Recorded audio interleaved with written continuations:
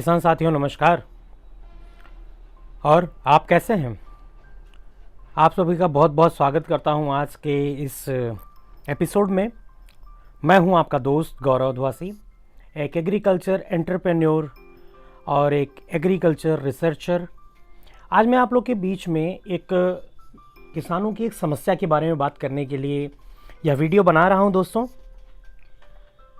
जैसा कि हमारे किसान भाई जो उत्तर प्रदेश के लखनऊ, सीतापुर, फैज़ाबाद, प्रतापगढ़, सुल्तानपुर, जो इन सराउंडिंग इलाके में जो हमारे किसान मित्र रहते हैं, उनके साथ एक दिक्कत लगातार ये चीज़ सुनने और समझने को आती है कि वे गेहूं, धान जैसे जो फसल हैं उनसे वो उत्पादन नहीं ले पाते हैं।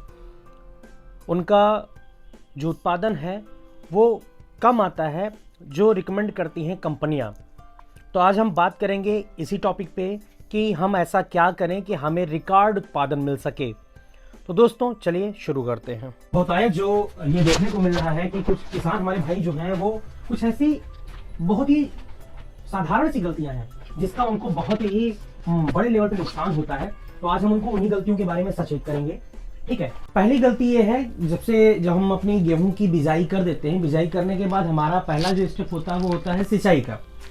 तो सिंचाई का जब हम पहला स्टेप अपना शुरू करते हैं तो सिंचाई में अधिकतर हमारे यहाँ पानी इतनी ज़्यादा मात्रा में उपलब्ध होता है कि उसमें ढेर सारे पानी का हम प्रयोग कर देते हैं। जैसे पानी एकदम भर देते हैं, फ्लड इरिगेशन टाइप का कर देते हैं, जिससे हमें बहुत नुकसान होता है। और इधर ही नहीं, वो कई स्टेप पे हमें नुकसान करता है।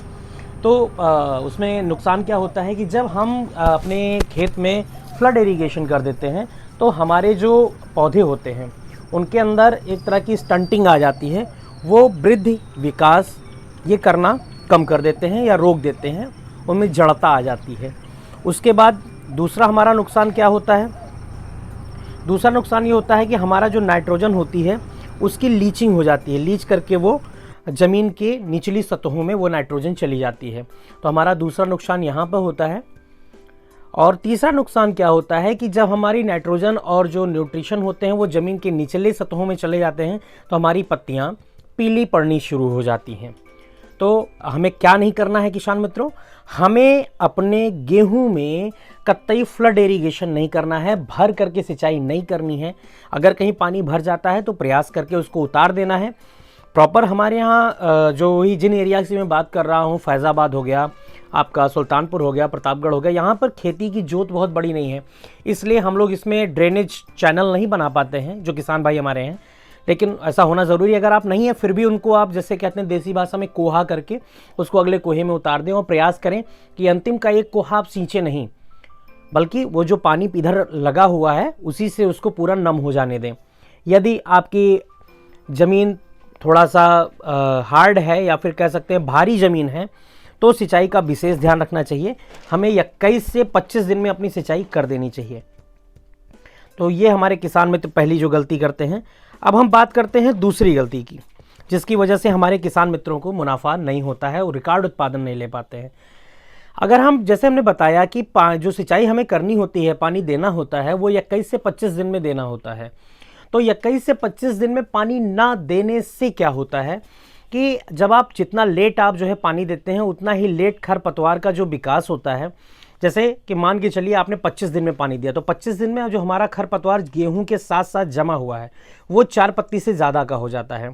फिर 25 दिन के बाद जब आप उसमें फिर सिंचाई करते हैं तो ओट आने में या बरकनी आने में लगभग 5 से 7 दिन 8 दिन, क्योंकि कोहरे का समय होता है पहली सिंचाई के वक्त, तो 5 से 7-8 दिन कम से कम लग जाता है। तो 8 दिन में वो जो हमारा खरपतवार होता है वो 6 पत्ती का हो जाता है। और हमारे जो खरपतवार नाशक हैं वो ये रिकमेंड करते हैं कि हमेशा उनका प्रयोग 3 से 4 या 4 से 5 पत्तियों तक उनका प्रयोग किया जाए तो उसका रिस्पांस बेस्ट इज बेस्ट आता है।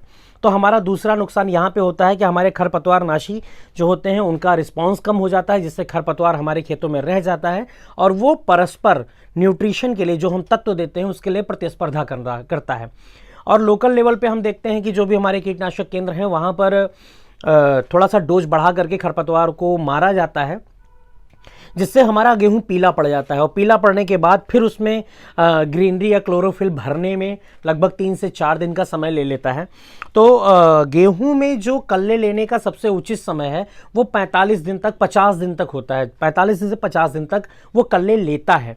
उसके बाद जो कल्लों की संख्या आती है वो घट जाती है। और हमेशा गेहूं में वैरायटी के बाद जो दूसरी सबसे मतलब ध्यान देने वाली हमारी बात है कि हम कल्लों की संख्या जितनी बढ़ाएंगे हमें हर तरफ से लाभ उतना ही होगा। जितने ज़्यादा कल्ले होंगे उतना ज़्यादा हमारा गेहूं का उत्पादन होगा, उतनी ज़्यादा बालियाँ लगेंगी, उतना ज़्यादा भूसा आएगा, और सारा गेम स्टार्टिंग टू एंड यहीं पे होता है।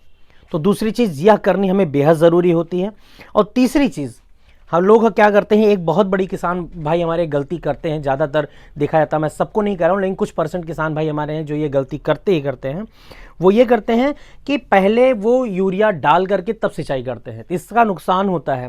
पहली चीज़ तो सारी यूरिया जो हम डालते हैं सिंचाई करने के पहले, वो सारी यूरिया हमारी लीच होकर के एक जगह इकट्ठा हो जाती है, तो कई जगह पत्तियां पीली पड़ जाती हैं।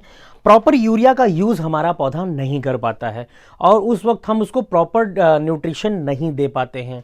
तो ये हमारा एक जो अगला स्टेप है, हमें कभी भी जो हमें उर्वरक देना है, उर्वरक देने के लिए हमें जब हम खरपतवार नाशक का प्रयोग करें, खरपतवार हमारे जब मृतक अवस्था में आ जाएं, पीले पड़ जाएं, या आपको उसमें दिखने लगे कि लगभग अब ये खरपतवार मरने लग गया है, तो आप उस वक्त यूरिया का प्रयोग करें। या फिर कोशिश करें कि एक सर्टेन टाइम ये मान के चलें कि अगर आज आपने खरपतवार नाशक डाला है तो लगभग 10 से 11 दिन बाद उसमें यूरिया का आप यूज़ करें।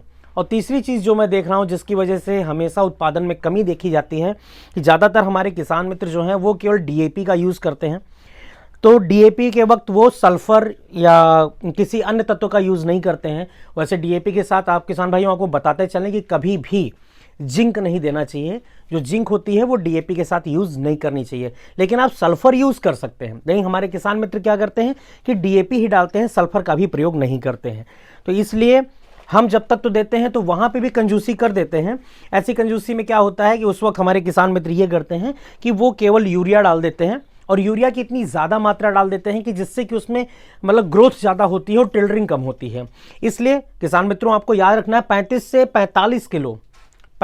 45 किलो यूरिया आपको 1 एकड़ में अर्थात 4 बीघे में यूज़ करनी है।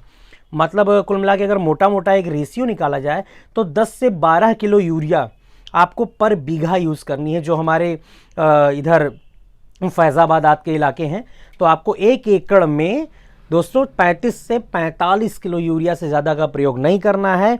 अगर ये इन बातों का आप ध्यान रखेंगे दोस्तों तो मैं ये पूरा कॉन्फिडेंस के साथ कह सकता हूँ कि अब की बार इस तरह आप करके देखिए दोस्तों, और आपको रिकॉर्ड उत्पादन मिलेगा। और उस उत्पादन से आप पिछले बार के उत्पादन से टैली करके देखिए, नो डाउट कल्लों की संख्या आपको 12 से 14 के बीच में आएगी, जिससे आपका उत्पादन में 10 से 15% और 20% तक की वृद्धि देखी जा सकती है। हमारा यह वीडियो आपको कैसा लगा, यह आपके लिए उपयोगी है कि नहीं, ये कमेंट बॉक्स में ज़रूर लिखें।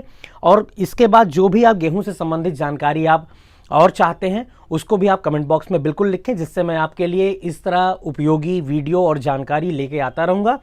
और दोस्तों अगर आपको लगे कि यह जानकारी हमारे अन्य मित्रों के लिए उपयोगी है तो उनको भी आप शेयर करिए, लाइक करिए और सब्सक्राइब करिए। आपके लाइक और सब्सक्राइब करने से मेरे दोस्तों हम लोग का मनोबल ऊंचा रहता है और हम लोग अच्छी अच्छी जानकारी फिल्टर करके आपके लिए लाते रहते हैं, जिसका आप उपयोग करके ज़्यादा से ज़्यादा मुनाफा कमा सकते हैं। तो दोस्तों इन्हीं शब्दों के साथ अपने इस दोस्त गौरव सिंह को इजाज़त दीजिए। नमस्कार, जय जवान, जय किसान, जय हिंद, जय भारत।